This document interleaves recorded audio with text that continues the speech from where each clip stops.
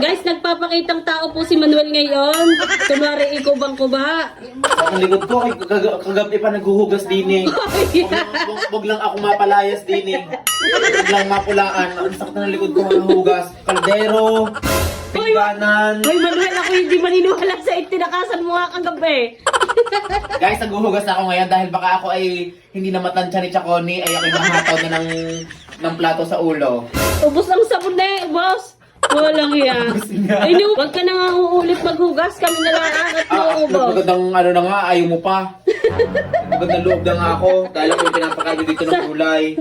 Akala daw naglalaba ka eh at sa ano no. Sobrang bula.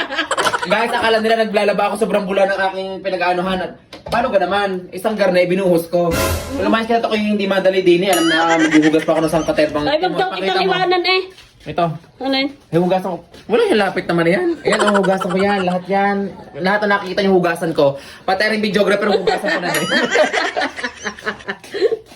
Baka hindi mo mahugas sa lahat ha? Kita mo ano Ay, hindi. ay kaya ako naman inano ari hugasan niyo ikaw kaunti po. Oo, isa dyan. Kung marami ari hindi ko papakalman.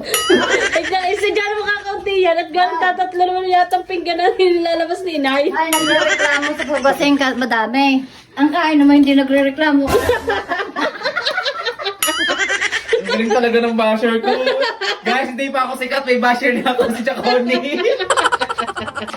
Alis na dyan. Ano kayo yung maghuhugas? Hindi ha? Tingnan nyo naman. Ubos ang sabaw na akin pang pinagawa. Alam nyo kung bakit ako nagtatabo? Tignan nyo naman ang labas ng tubig. Malakas pa ang ihi ko. Tignan nyo. Tingnan nyo naman maghugas. Ang bilis. Baka yung may sabon pa, Manuel.